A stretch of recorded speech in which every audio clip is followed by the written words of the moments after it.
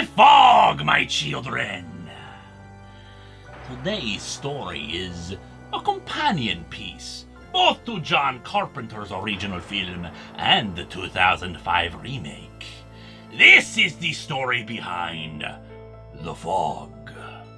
In 1871, Chinese traders and laborers are working on an island in America. However, they see the fog beginning to roll in and they recognize it. The fog brings with it a curse that originated in China, but has followed them here after 14 years. The first signs that the curse is hitting the populace come in the form of boils on people's skin.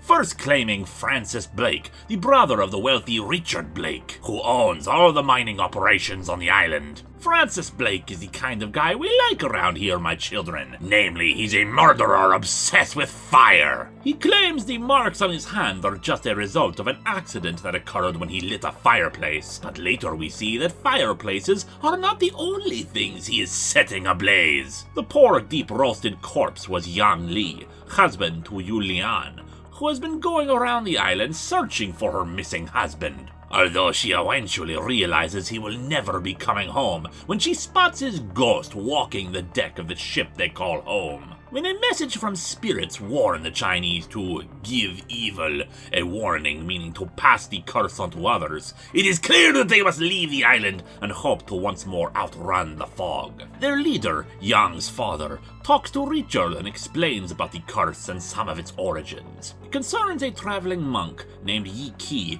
who once went to a temple and carried the curse with him to that temple. All the monks there starved to death, emaciated beyond belief, even though they ate with such greed. Yi Qi was soon barred from entering other temples, but it did not stop the curse from claiming another temple he briefly tried to enter. Most of the temple died off, but the descendants tried to make a new life for themselves. Each time, the fog followed them and claimed more victims. Eventually, most people wouldn't trade with them for fear of carrying the curse with them. So they came to America and found peace for the last 14 years. But it's over now. Blake, of course, does not believe in their curse, content to not listen about the growing amount of strange marks on people, of animals staring out at the sea and leaping into it before the fog can claim them. The traders are leaving, hoping that they'll get out before anything worse happens to the island. But it's clearly too late. Children are infected, people are growing more agitated, more restless. The curse drives them mad, filled with unfocused aggression. The affliction didn't just burn at their flesh, but at their minds too. People in the streets begin attacking one another, Blake barely able to stop them. But mentioning the curse that Yang Li's father had explained just makes another violent madman kill said father with a gun.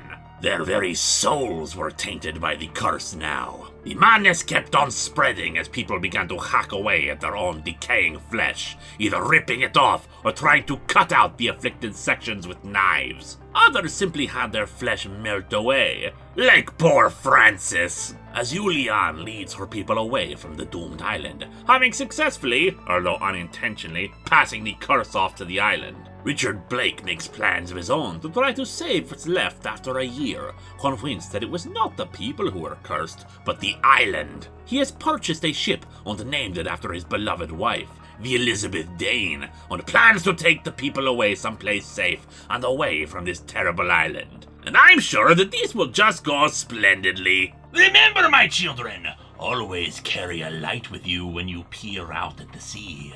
You never know what may lie in the fog. It might even be your doom.